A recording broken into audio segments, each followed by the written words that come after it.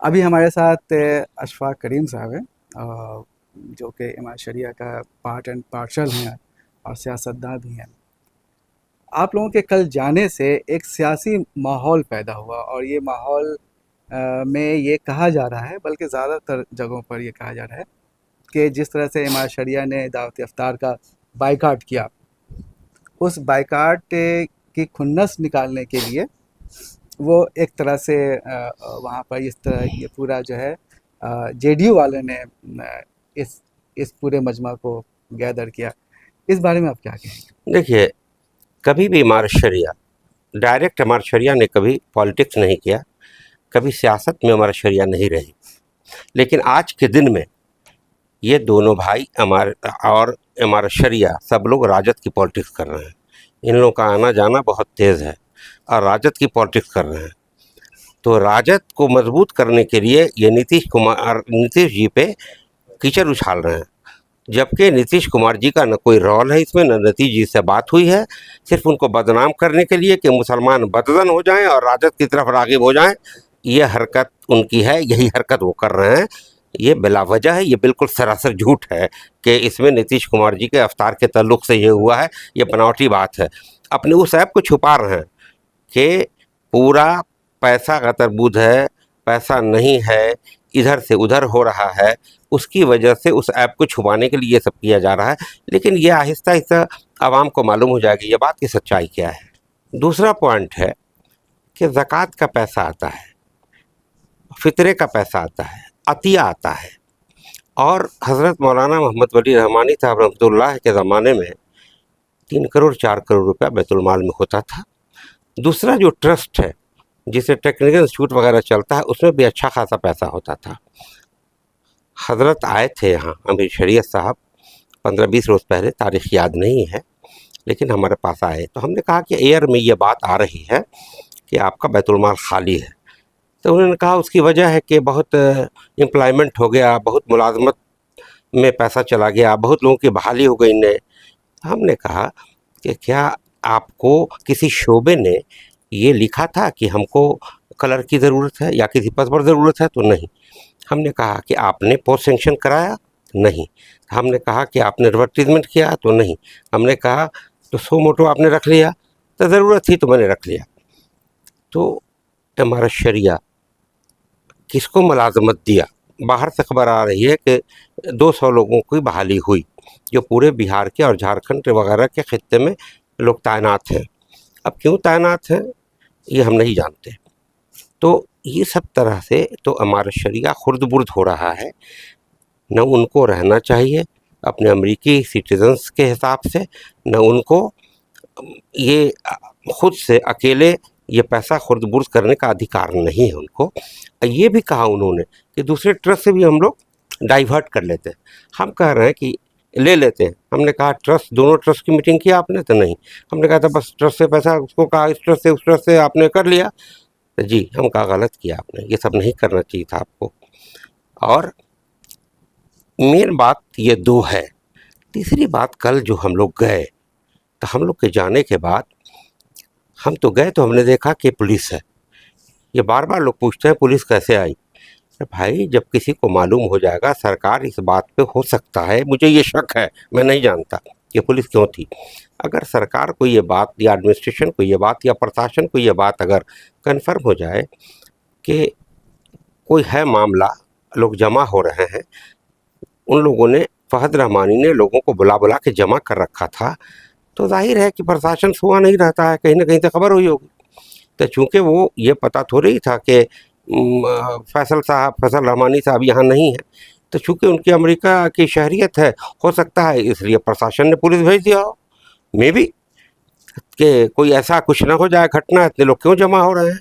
हम लोग जब पहुँचे तो देखा कि पुलिस भी है और काफ़ी लोग इलाके के जमा हैं, एसडीओ भी थे।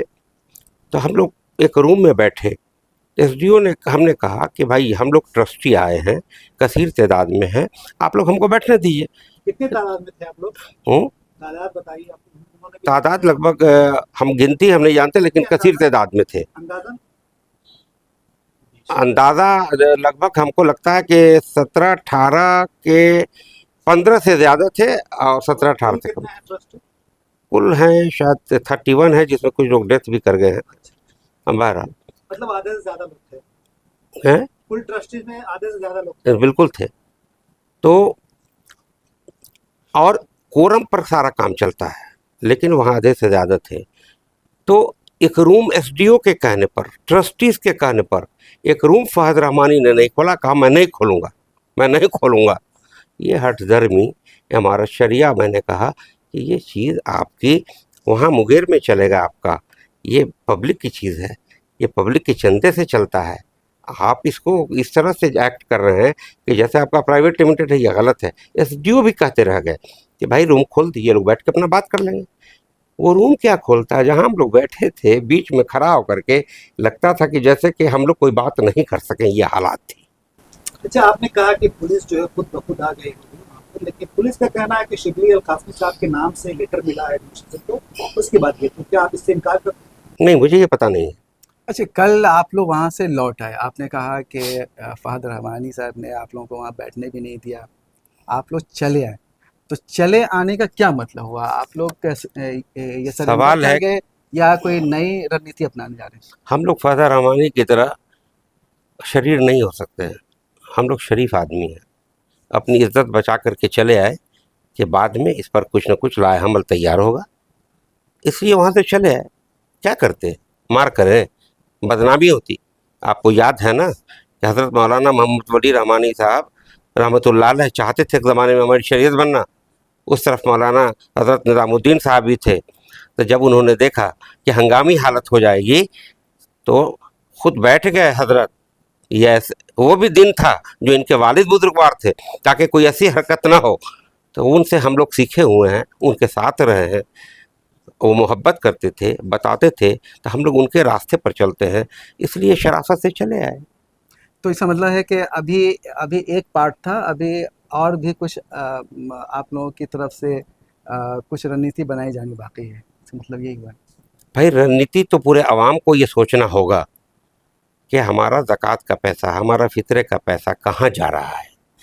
और जाहिर है कि जो शहरी यहाँ का नहीं है, बड़ी आसानी से यहाँ के पैसे को दूसरे मुल्क में भेजा जा सकता है। तो ये तो आवाम को भी सोचना पड़ेगा। ट्रस्टी तो मुख्तसर होते हैं, लेकिन हुकूमत का सपोर्ट होता है। तो हुकूमत का कहते हैं, ये आवाम का सपोर्ट होता है।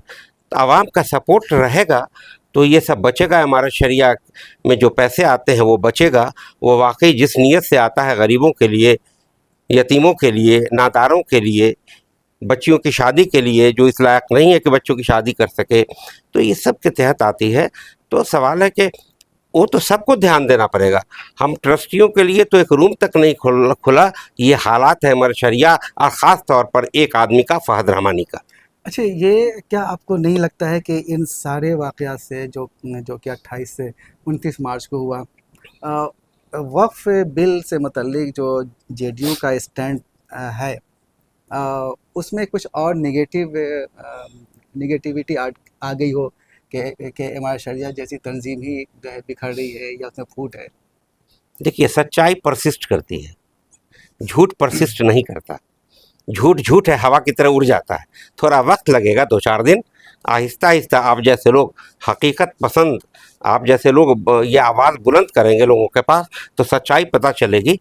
और आवाम ये बर्दाश्त नहीं कर सकती कि हम ज़कात का पैसा, फितरे का पैसा दें, अतिया दें, हम हमारे मुल्क से पैसा है, मुख्तलिफ राज्यों से, और आप इसको गतरबूत करें। जब ये आवाम को मालूम होगा तो आवाम बर्दाश्त नहीं करेगी, और वो समझ जाएगी कि आपका ढोंग है बदनाम करना, और उससे कोई वोट नीतीश जी का नहीं घटेगा। अभी वक्त है चुनाव में, हकीकत लोगों को मालूम हो जाएगा कि साहब ये ऐसा कुछ भी नहीं है, ये राजद का भी खेल है। राजद से मिलकर हमारे शरिया के जो आज के दिन में सरबराह हैं, वो ये खेल खेल रहे हैं। लोग असलियत जान जाएगा तो खुद ही वो समझ में आ जाएगा। इंसान इतना बेवकूफ़ नहीं, आजकल बच्चे बच्चे को अकल है। आजकल मीडिया का ज़माना है, आजकल ये सोशल मीडिया का ज़माना है, सबको सब हकीकत मालूम हो जाएगा। फिर जितने भी अभी लोग समझते हैं कि ये हुआ, वो हुआ, फलां हुआ, ये सब धुल जाएगा। बेचारे नीतीश जी का न कोई कसूर है, न सरकार का कोई कसूर है। भाई इतनी छोटी बात के लिए वो हमारे शरिया से मोहब्बत करते हैं और हमारे शरिया हर ईद में जाते हैं, लोगों से मिलते जुलते हैं और वो जानते हैं कि ये मिल्लत का अदारा है, इसका कभी नुकसान नहीं होना चाहिए, इसका फ़ायदा होना चाहिए। हम नहीं समझते हैं कि इससे मुसलमान आहिस्ता आहिस्ता सब बात सच्चाई समझ जाएगा, आप लोगों के ज़रिए जब बातें खिलेंगी तो। लेकिन मुसलमानों को इस बात को लेकर के तशवीश तो है, सारे मुसलमानों को, कि नीतीश कुमार ने अब तक क्लियर स्टैंड नहीं किया है वक्फ तरमीम बिल को लेकर कि वो पार्लियामेंट में इसका सपोर्ट नहीं करेंगे। देखिए ये अलग मौजू है, ये अलग मौजू है। अभी तो बात हो रही थी कि अफ्तार के लिए हुआ, जब वो मैंने सफाई दे दी तो अब दूसरा मामला आ गया। क्या इस वो पर अपनी जगह है, उसके बारे में भी मैं कहता हूँ। जी। देखिए स्टैंड क्लियर नहीं हुआ है, लेकिन ये भी क्लियर नहीं हुआ है कि वो बिल के साथ हैं या बिल के सपोर्ट में है, ये भी क्लियर नहीं हुआ है। तो ललन सिंह ने जो भाषण दिया सपोर्ट में, उसको आप लोग नहीं मानते? देखिए ललन जी उन्होंने जो भाषण दिया वो वहाँ हैं, उन्होंने क्या कहा अपने तौर पर, लेकिन मैं ये अच्छी तरह जानता हूँ कि नीतीश जी के राय के मुताबिक उन्होंने वहाँ अपनी बात नहीं रखी है, वो अपनी बात अपने हिसाब से रखी है। अच्छा, जेडीयू क्या इस बात से नाराज है कि हमारे शरिया ने उनकी मुखालफत की नीतीश कुमार की? क्या जेडीयू में क्या तासुर पाया जाता है नीतीश कुमार को जिस तरह से उनके इफ्तार का बायकाट किया? नहीं, कभी कोई तासुर नहीं पाया जाता है। उनका कहना है जिनका काम है वो करें, और हम वो तो बराबर ये कहते हैं कि मुसलमानों का काम करते हैं और करते रहेंगे, हमको वोट दे या ना दे, ये बराबर। मेरी बात सुनिए ना, ये हमेशा कहते हैं, और मुसलमानों के लिए जितना उन्होंने कर दिया है शायद किसी सरकार ने आज तक नहीं किया, फिर वो हमारे शरिया के खिलाफ कैसे हो सकते हैं, सवाल ही नहीं पैदा होता। इसलिए पूछ रहे थे कि जो जिस तरह से उनकी मुखालफत की गई, बायकाट किया गया उनके इफ्तार पार्टी का, धरना में उनका नाम बाइकाट क्या, बाइकाट का असर हुआ? लोगों ने अपने ऐसे इदारे ने अपना वजन घटा लिया, उससे ज्यादा लोग वहां पहुंचे हुए थे। तो जेडीयू का क्या इसमें स्टैंड है? हमने कहा कि ज्यादा लोग पहुंचे हुए थे, बगैर मशवरे के। एक बैग कल अफ्तार है, अभी कह दीजिएगा कि आप मत जाइए। अरे भाई आपने आवाम से राय किया, आप किससे राय किया? आपने ऐलान कर दिया, तो आपने ऐलान कर दिया, सारे लोग चले गए, तो आप उस इदारे की इज्जत अपनी घटा क्यों रहे हो? तो ये थे अशफाक करीम साहब, जिन्होंने आपने देखा कि सियासी पहलू पर बहुत ही वाज़ेह तौर पर बताया, चाहे वो इमाम शरिया का मामला हो या वक्फ तरमीम बिल का। अभी भी लेकिन कुछ ऐसी और भी बातें हैं जिस पर वजाहत ज़रूरी है। समी अहमद के साथ मैं सैयद जावेद हसन, पटना। शुक्रिया।